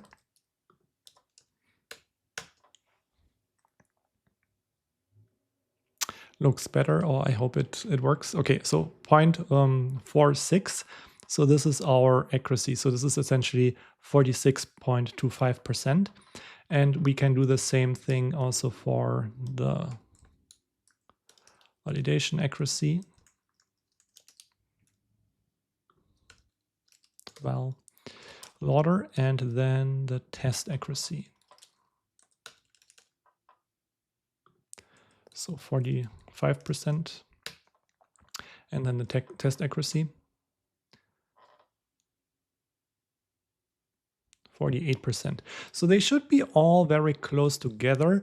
However, note that we are estimating the accuracy of the training set by only sampling 10 out of the 130 batches. So if you want to get the exact training accuracy, you can do, num batches none. But yeah, this is just like a rough estimate to estimate how accurate the model is. And you can see it's roughly, 50%. It's kind of like guessing here because it has not been trained. So it's just guessing whether input example is 0 or 1. And if you are just guessing and you have a 50% chance being correct or incorrect, it should roughly be 50%. And so this is what we have here for the accuracy loader. Now let's take care of the loss loader, because that is also what we need to optimize the model. So for that, let me go back to chapter 5. So we had the dev calc loss loader somewhere here, loss batch and loss loader. Let me copy just this one for now. So here we have the loss loader, and notice we make one modification. Of course, we do the last row only instead of everything. And then I can actually get rid of the flatten. We don't need to flatten anything anymore. And this should be my loss loader. And then we can use also the same, the loss batch. We can use the same loss loader. Notice we can't really import this technically from the previous chapter because this one is now different, right? So this we have changed this slightly. So if you just import this from the previous chapters file, you might get unexpected results because your calc loss loader would be using the calc loss batch from that file, which is slightly different. Maybe it's not even in here. Okay, so it's also maybe better that it's not in here, that I haven't copied it in here. But yeah, so I recommend just defining it separately here and here for this particular chapter. Yeah, okay, so this hopefully works. And then we can use it similar to what we have done before. So we can calculate the training set loss like this. And then I can also do the same while it's calculating for the validation and test set.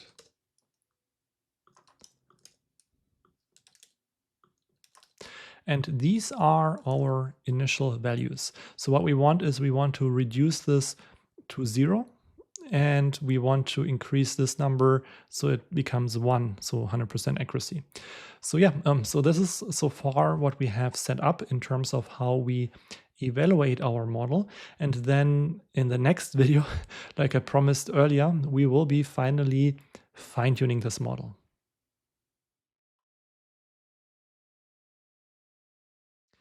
So we are finally ready to fine-tune the model. Here the headline says fine-tuning the model on supervised data. Supervised data is just, jargon, deep learning, machine learning jargon, where supervised means that we have a labeled data set. In our case, it's the spam classification data set. So essentially what we are doing in this section is we are fine-tuning the model on the spam classification data set. So yeah, in the grand scheme of things, we took care of these 7 steps already. So the remaining steps in this chapter are fine-tuning the model, evaluating the model, and then using the model on new data. So if I go to the fine-tuning section, there should be a figure here. And this figure is almost identical to the figure we looked at in chapter 5 when we set up the training loop. So what we are doing is we are still iterating over epochs, where one epoch now is one pass over the spam classification dataset. Then in for each batch in each epoch, we reset the loss gradients from the previous iteration. We calculate the loss on the current batch. So that would be the cross entropy loss. It's still the same cross entropy loss. Then we calculate loss.backward. So this will calculate the loss gradients that we need for updating the model. And then the optimizer.step method.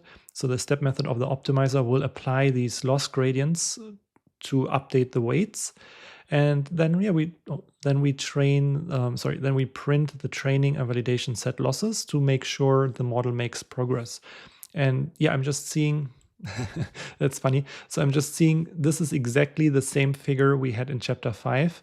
So when I submitted my draft figures for the Manning layout team, maybe the figures looked so similar that the layout team used the same figure also in chapter 6, but there should be a subtle difference. So here in step 8, it should say calculate the training accuracy and validation accuracy, because yeah, our model now, it's not a text generating model.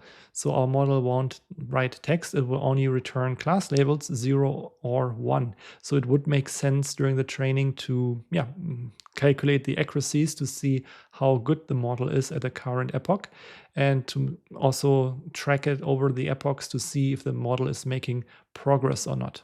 So yeah, there should be a subtle change here where it says compute training and validation set accuracy. So maybe my figures look too similar and they, just copy and pasted it. Anyways, I will let them know, and hopefully they can update this. Yeah. So what we are going to do now is to implement the training function, and the training function is actually almost identical to the one we used in chapter 5. So I'm just copy and pasting it here, and then I will talk through it. Yeah, like I said, it's very similar to train model simple in chapter 5. Now it's a classifier that we are going to train. And I do have something also here, like 2 more lists where we are tracking the training and validation accuracies in addition to the losses, so we can also plot them. What else is new? I mean, everything here is exactly the same. So if anything is new here, I would say check out chapter 5. So then, yeah, if otherwise, if there's no question, you can ignore this for now because it's exactly the same as we discussed already in great detail. There's only a little change that I annotated here. Here we are tracking the number of training examples instead of the tokens, because here we need the number of examples to calculate the accuracy essentially. So we will not to calculate the accuracy, but when we are plotting things in chapter 5, we looked at how many tokens we have seen. Now we can say how many examples we have seen, because the accuracy calculation happens inside those. So for that, this will already do the tracking internally, like we have defined here. So here we will already also track how many examples we have in the loader. This is really just later for the plotting. Okay, and then like I said, this is just printing the training and validation loss so that we can see whether we are making progress during training. And we do the same thing for the training and validation accuracy, but we only do that for each epoch. So here, this is every so in so many steps, where this is something we can specify, for example, every 10, 20, 50 steps, but we only calculate the training and validation accuracies after each epoch, because that is relatively expensive. And we have an evaluator so that we can say only for 2 batches or 4 batches to keep it a bit cheaper, to make the training loop a bit faster. Because like I said, if we have a large training set, this might take a long time. And ultimately, it's not that important to have a super accurate training accuracy calculation during the training. It's here just for a rough estimate. Later on, once the training has finished, we can compute this on the whole training set. But right now, yeah, it's sometimes useful just to keep this relatively cheap. Maybe do this only for 1, 2, 3, 4, 5 batches or something like that, instead of all the, what do we have, 130 batches, because that would be slowing down the training quite a lot. So this is our training function. There's one more thing we have not defined. This is the evaluate model method or function, and this function is the same function in terms of the code that we used in chapter 5.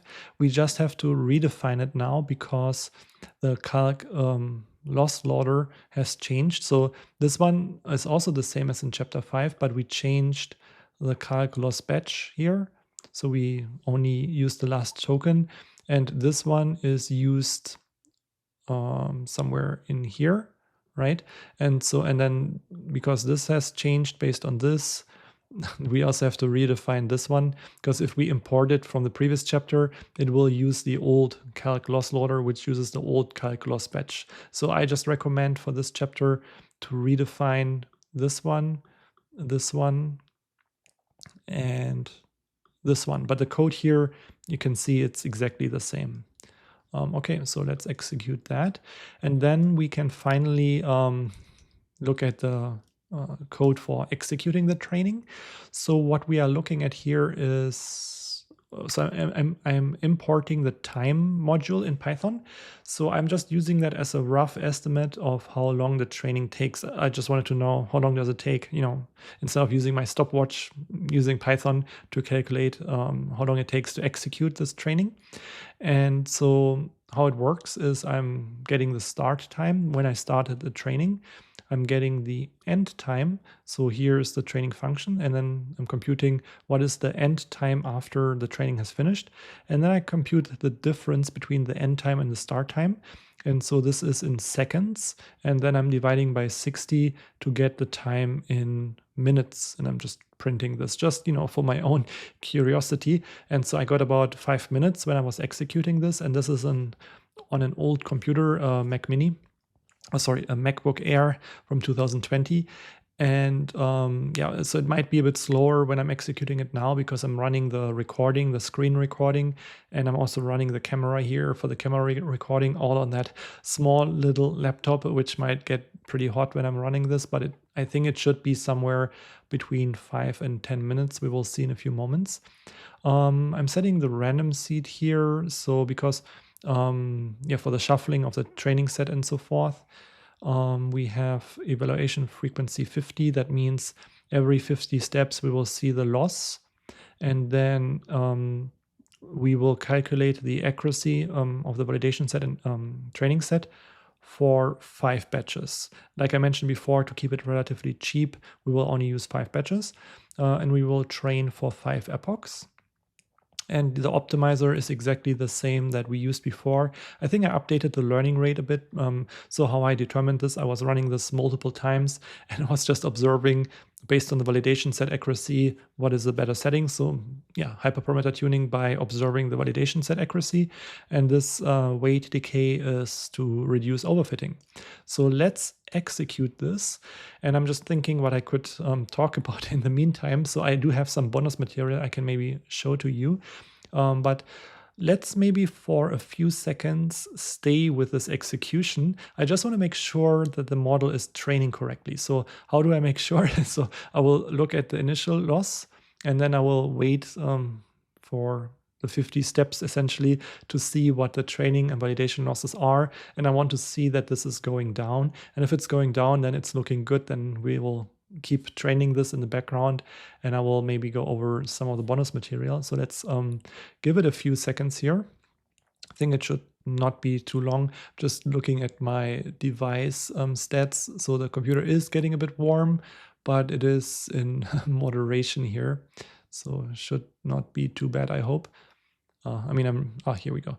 So we have 0.2 and then 0.6, 2.1 and 0.6 and 2.3, 0.6. So we can see the training set loss is improving, the validation set loss is improving.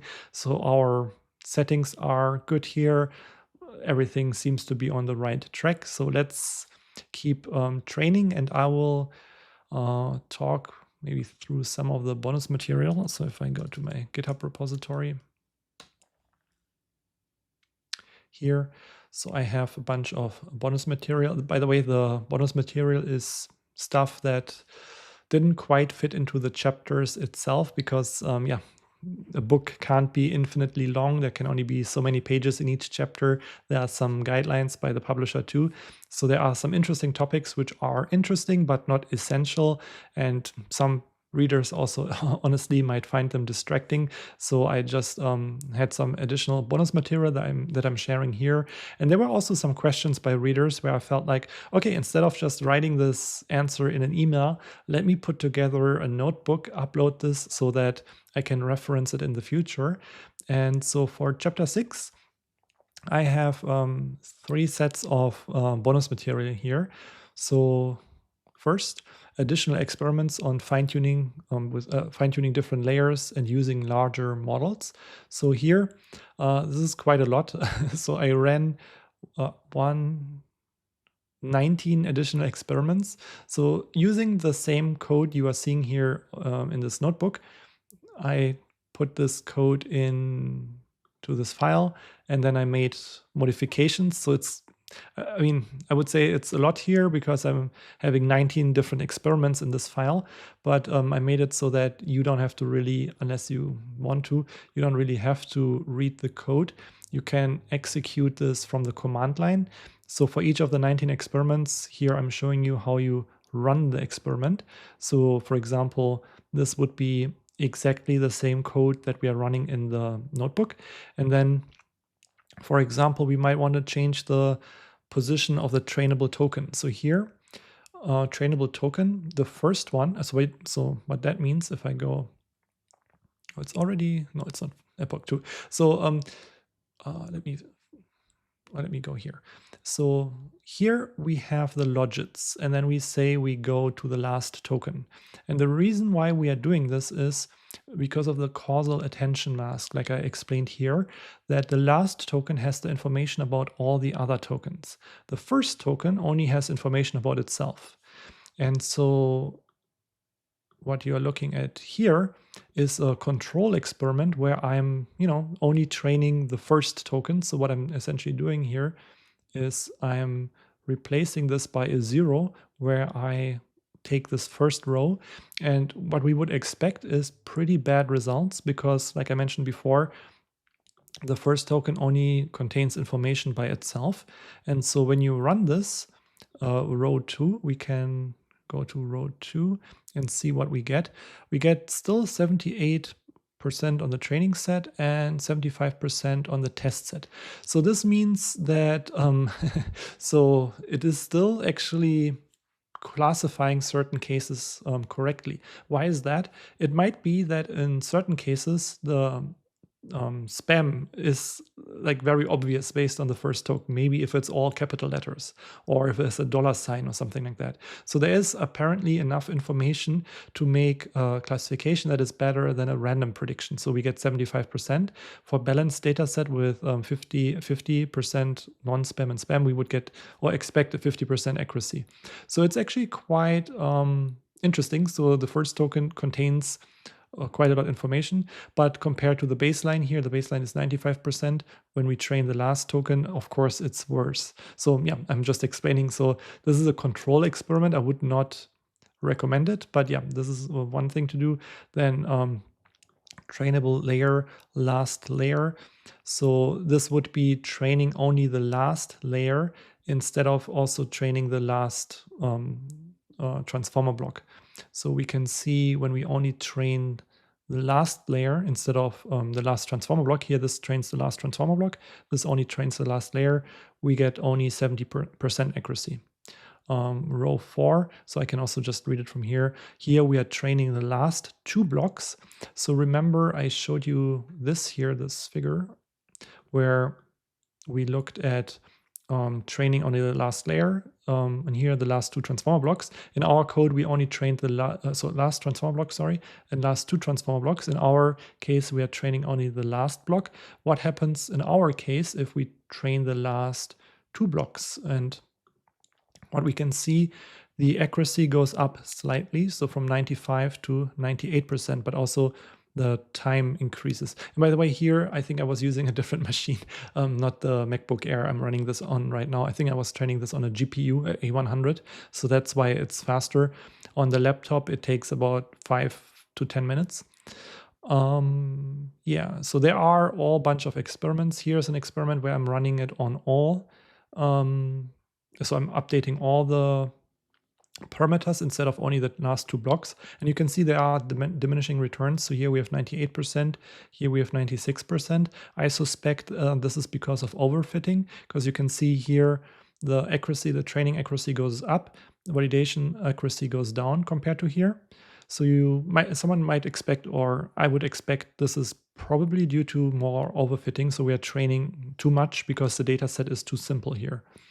Yeah, and you can go through all the other ones. There are a lot of experiments. So there's also a technique called LoRa, which stands for low rank adaptation. Let me, by the way, see how far we are in the training. So we're almost done. So yeah, I encourage you maybe to go through this on your own time then. So there's also LoRa in Appendix E, which is a technique for parameter efficient fine tuning. So here also really nice accuracy. Yeah, lots of experiments. One, I think, important thing I should say is we will get back to that later.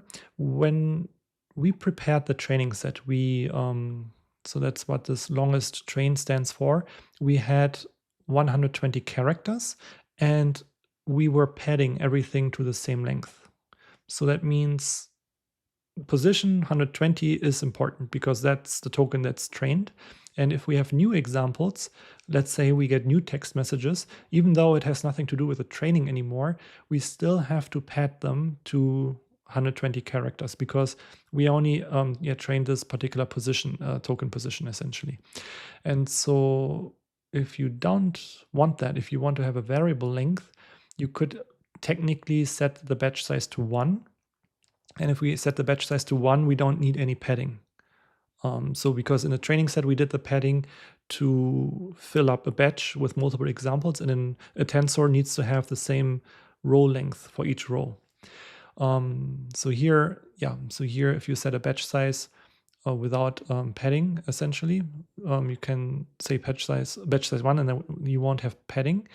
You can also here do this with a batch size of 8 without padding. And how I did this is I was so it may be too technical, but I was simulating a batch size with a technique called gradient accumulation.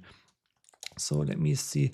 So I have not prepared anything here. So I'm doing this very spontaneously, but I do think I have gradient accumulation. I do have an article on that. So if you're interested how gradient accumulation works, you maybe want to read through this. So it's simulating the batch size by iterating multiple times but then not using the step and the zero grad. So some people might have wondered, why is this zero grad necessary when we train a model in PyTorch? So why does PyTorch not take care of this automatically for us? Why do we as users have to worry about it? And the reason is that it allows more flexibility so that we can experiment with different things as researchers. And here, if we want to accumulate the loss over multiple batches, we can use the zero grad in the step only every so many epochs. So for example, if I want a batch size of 8, but a batch size of 8 doesn't fit into my computer, it exceeds the RAM or the GPU RAM, I want still batch size 8 because it's a more stable loss, but I might have to do a workaround where I have an actual batch size of 1. I treat the model with a batch size of 1, but then I do only the the batch update every 8 examples. And in that case, I simulate the batch size of 8 by not updating after each step. So if that is confusing, sorry, it's also not the topic of this video. I maybe encourage you to check out this article. It will probably be more clear if you sit down and read through this article. I can maybe in the future also make a separate video on this sometime. It's just like a simple trick. Long story short, and this is what I was doing here. So with that, I have still the same batch size that I had before up here, but now I don't have any padding, and you can see actually it's good for the accuracy. So the reason why we are doing the padding is just to keep things simple. In the next chapter, in chapter 7, we will take also a slightly different approach. And so there are more experiments if you are curious. And here are the commands to run these experiments. And then here is also like a write-up where I explain in words what each of the rows is doing and what the baseline is. So the first one is the baseline, row 1, the default, and then versus row 17, I'm explaining what I did there and what it means and so forth. So if you are curious about certain things, why we are doing the things we are doing in this chapter, this bonus material might answer some of your questions, because these are additional ways how you can train it also with larger models, what is the accuracy here, and so forth. So this is one set of bonus material. And then I do also have this bonus material where I'm applying this to a bigger data set. So this is the IMDB movie review data set, where there are 50,000 movie reviews, positive and negative movie reviews. And the task is for the model to predict whether the reviewer liked the movie or not based on the text. And so I'm running the model from this chapter only for one epoch because it's a larger data set. It's more expensive. And then I'm comparing it to a model called BERT. So BERT is, so if I go to the attention is all you need paper. So GPT models, I think I mentioned this before. GPT models, all the LLMs that you're using, like in ChatGPT, Anthropic, Claude, Google Gemini, DeepSeek, they're all decoder modules. So the decoder is what you're seeing here on the right-hand side. So this is the whole transformer architecture, and the transformer architecture consists of an encoder and a decoder. And the encoder, so this was originally developed for language translation. And so here the encoder was encoding the input sentence, creating a representation, and then passing it to the decoder, and the decoder is generating the output text. It turns out that the encoder is not necessary because, as you might know, the ChatGPT models are really good at text translation. So it's not necessary to have this encoder. But yeah, long story short, the BERT model, on the other hand, so ChatGPT, the GPT model we implemented, DeepSeek, Google Gemini, and so forth, they are this decoder part. But BERT models are models that are just the encoder part. So BERT models can't really generate text. They are more meant for generating a representation of the text that we can work with in terms of classification and so forth.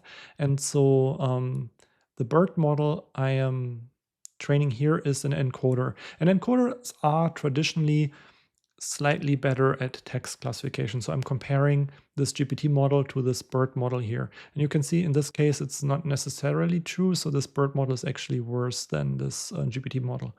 Yeah. Distilbert is a smaller version of that. This is actually quite good. So for some reason, the smaller Distilbert model is better than a big BERT model. And so here you can see it's almost the same accuracy. There's something called Roberta, which is another flavor of an encoder, and this gets 92.95%. There's actually, a few weeks ago, there was a new model called Modern BERT, which I think is also really great. It's just like a modern version of the encoder. But yeah, I'm saying that because if you care about classification, you might want to check out encoder models.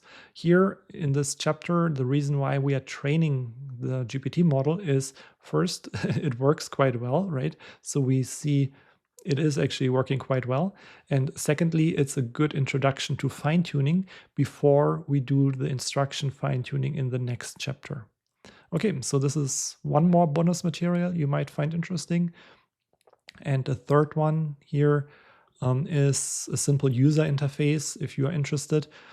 Taking the model that we have just trained, putting a user interface around it so you can interact with it similar to ChatGPT. You can write this text here and it will say spam or not spam. So it's just like a nicer interface than our Jupyter notebook. So if you are curious, it's just very simple code here based on Chainlit. So just very simple. Okay, I think I talked for a long time. I see our model finished training. It just took 11 minutes on this computer. It used to be faster. I think it's all that recording stuff I'm running here, but we can see that the training loss went down. It almost went down to 0, which is really great. The validation loss too. So they're both in the same ballpark, which is actually really great. So this indicates that there is minimal overfitting, and the training and validation accuracies are also relatively similar, indicating there's only very minimal overfitting in this case. Here, based on that, we might say there's even no overfitting because validation loss is smaller than the training loss. If there was overfitting, usually we would see the training loss being lower or better than the validation loss. This could also be, though, because we estimate based on the number of batches, and that is, in our case, a very small number. It's just 5. So one question now that I'm thinking about this could also be that you might ask, why do we actually not optimize the training accuracy correctly, directly? So why do we minimize the loss? Why don't we just maximize the training accuracy with a loss function? And that is, the simple answer is because accuracy is not differentiable. So that would require talking a bit about calculus and so forth, how we calculate gradients. But since accuracy is not a smooth function, we can't really calculate the gradients of the accuracy. And that is why we don't directly optimize or maximize the accuracy. So we have now our results. So one more thing before ending this probably very long video is to to plot the results so that we can also visually see them. So here I have a general function to plot the values, nothing really interesting. It's just based on matplotlib, similar to what we have done before. And then let me first plot the losses so we can see the loss goes down. So I'm just looking at things we were looking at here, but it's always a bit simpler to look at it in a plot so we can see things much more easily, because here we would have to track the numbers and look at them, and here we can see, oh, the loss goes down, which is great, and they stay approximately the same, which is also great. So there's minimal overfitting. The model learns to generalize pretty well. And then let's also look at the accuracies. So here we can see they start off a bit shifted. This again is only an estimate based on 5 batches. So when we calculate the accuracy over the whole training order and validation order, it might look a bit different. But we can see it's relatively similar. So minimal overfitting, some overfitting maybe here, but not too bad. So if we then lastly compute, this might take a while, so let me just start running it and then I'll talk through this. So here we are now computing the accuracy over the whole training set, the whole validation set, and the whole test set. So what it will do is it will use the default parameters for, where are we here? For the num batches. And then we can get an idea what is the actual training accuracy, what is the actual validation accuracy, and what is, most importantly, the test set accuracy. So it might take a while. And then once we have finished that, there is only one more section left in the next video where I will tell you how to use this on new data, but I will do it separately. Let's just stay patient. Maybe in the meantime, coming back to this, Chainlit is just like one way of building a nice user interface. You can run it locally or also remotely, and then have a nicer interface. Because everything in the book here we are doing to understand how the internal work. So if I were to develop an app, for example, I would take a different approach. So in a notebook, it's a great way to have plots and everything in the same place. But if you are developing an application, you might want to structure the code a bit differently. So for example, having Python scripts and in this case, where was I? Sorry, organizing it like I've done here, or even differently. And here everything otherwise is the same. So I'm defining the path, the tokenizer, and so forth. I'm loading the checkpoint, I'm loading my model that I have trained. And then I have a function to basically execute this. I also should say I'm not affiliated by any means with Chainlit. I just found that this is a nice minimal example. Some other people use Streamlit, for example. Also, Lightning AI has a great litserv library, where litserv is also really, so I used to work with litserv a lot. I still do. It's a very nice, fast way of serving models. So also something worth checking out. It's an open source library. So there are lots of options. Our approach here is focused on looking at the code to understand how things work without using any external libraries if possible, so that we get the maximal understanding. And so the calculation is finished, so I can finally stop rambling on about coding design and talk about the results. So we can see we get a 97% training accuracy, we get a 97% validation accuracy, and 95% test accuracy.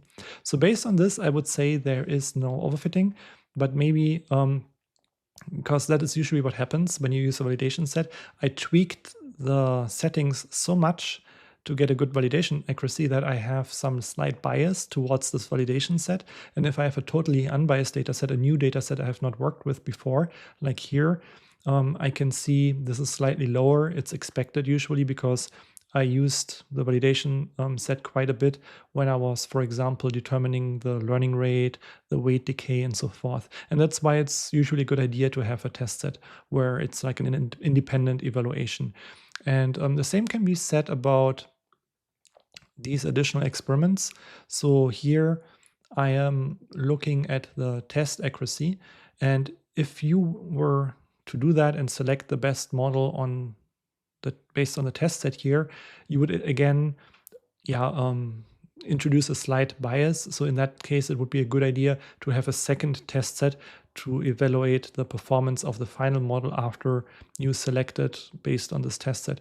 And yeah, if you're interested in model evaluation and selection, I did have this paper here that I recommend. I'm pretty verbose there and explain all the different trade-offs and everything that might be a good companion if you are interested in building a classifier. But for now, let me take a short break and I will be back with a next video on using this model in practice on new examples.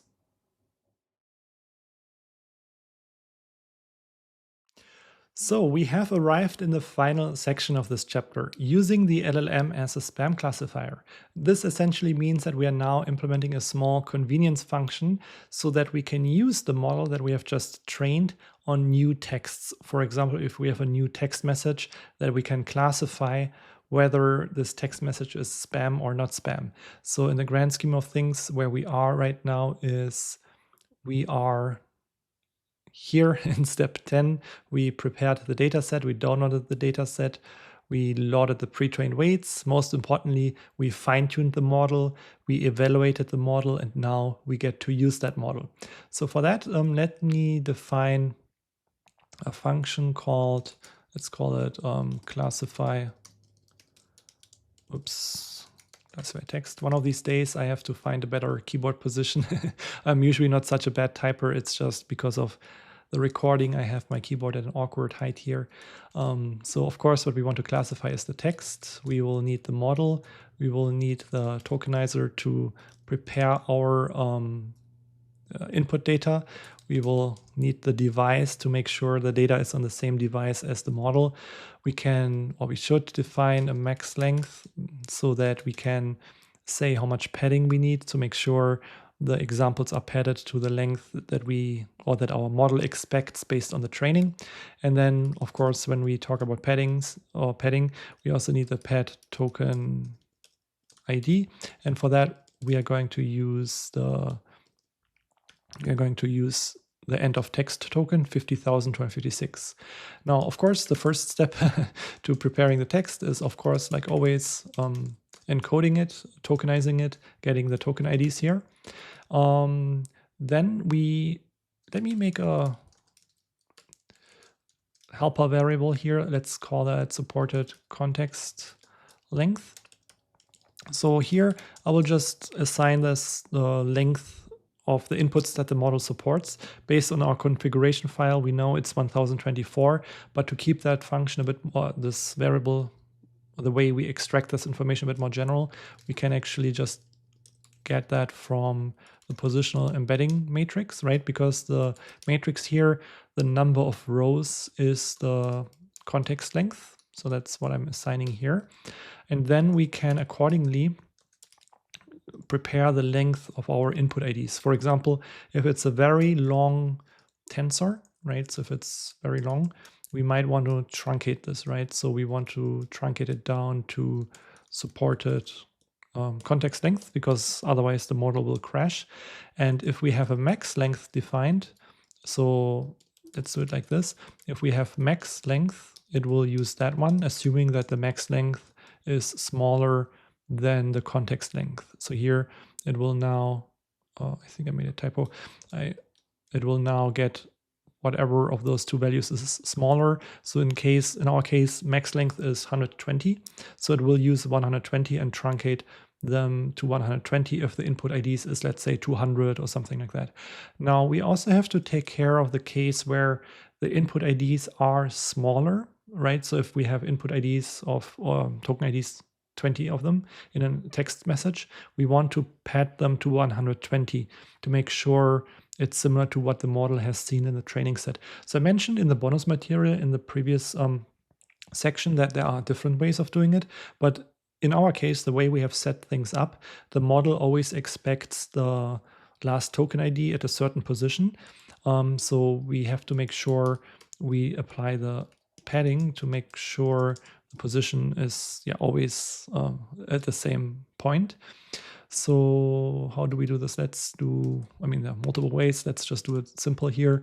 We use the padded token ID, and then we calculate, let's do it like this. How many do we need? The max length. So if we have max length 120 and our actual length is, let's say, 60, it will add 60 tokens. So we can calculate the size just using length, because this is still a Python list. So if our input is 60, max length is 120, it will add 20 pad token IDs to our input tensors, token IDs. Okay, so far so good. So one more thing, our model doesn't want Python list, it wants PyTorch tensors. So we have to convert this to a tensor. Inputs IDs, and then you can also specify the device. So it's directly initialized on the device instead of doing it like this. I mean, we can also do it like this, but doing it like this is even better because it will initialize it directly on the device. And then our model also likes batches, so we are adding the batch dimension here. Next, of course, the model needs to generate the logits. So let's do no grad because we're not training anymore. We get the logits based on the inputs IDs. And then, of course, we are interested in the last token. Okay, so that's what we have here. Most interestingly, we want the predicted label. And for that, similar to before, we can use the torch argmax on the logits. And then, of course, it's a 2D tensor, so we do a -1. What else? So next, I think this is it. So we can, based on that, we can actually return the prediction. So we have the predicted label, so we can just return it. I mean, we can return 0 or 1. We can directly return this, for example, as a number. We can also just say if it's 1, return spam. It's maybe a bit nicer. Spam if predicted label equals 1, and else not spam. And I hope this works. It looks good so far. And so we could technically now give it some sample. Let me just prepare some sample here. So here we have, you are a winner. If you are a winner, you have been specially selected to receive $1,000 cash or a $2,000 award. I mean, might be legit, but to me, this sounds pretty much like spam. Maybe I'm just like this person who always deletes these messages, but my first intuition would tell me in this day and age, this is spam. So let's see how good our model is doing. If I have, oh, no typo this time, if I have implemented correctly, and it does seem like I did everything correctly here. So we, or the model predicts that this is spam. So let's do another one. So let's classify, I have some other text here that will just provide. Let's classify another one. Hey, just wanted to check if you are still on for dinner tonight. Let me know. And this is usually, in my opinion, something that sounds legit. Of course, depends on the sender, but yeah, let's see what our model thinks. So in this case, it's not spam. And so with that, we have now a spam classifier that we can use. I mentioned before, you can put a nice interface on it, like this chainlet interface, or you can develop your own independent interface if you know some basic, web interface programming and so forth, whatever you like. So, but this is how the code works. This is what underlies our spam classifier, and it should work now on text messages. Of course, you can also, if you're interested, extend this to other problems like email spam classification, document classification, all kinds of things. So, but one thing, if you want to use this later, one thing that might be useful is saving the model. So similar to what we have done in chapter 5, we can use the model.stateDict here and save the model. We can give it some name like review or text classifier.pth.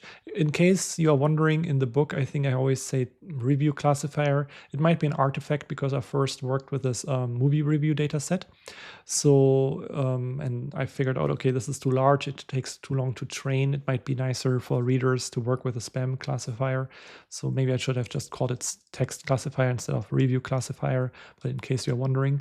And then, this will save the model. So we can go in here and see it should have, I don't see it right now. Oh, I'm in chapter 5 actually, because I think I had it open for something else. Here we can now take a look and see it's saved here as text classifier, and then we can load this in a new session. So if I were to initialize a new notebook because I'm lazy right now, I'm not doing it, but you have seen how it works in chapter 5. So we can load the stateDict with a torch load function, and then the name text classifier here. And then we can also say where we want to load this on our device that we have specified. And then this will load the stateDict like this, and hopefully this works. All keys matched successfully. And yeah, with that, we have now our spam classifier that we can use. And this, I hope, was a nice introduction to fine-tuning, how we update a model that has been pre-trained.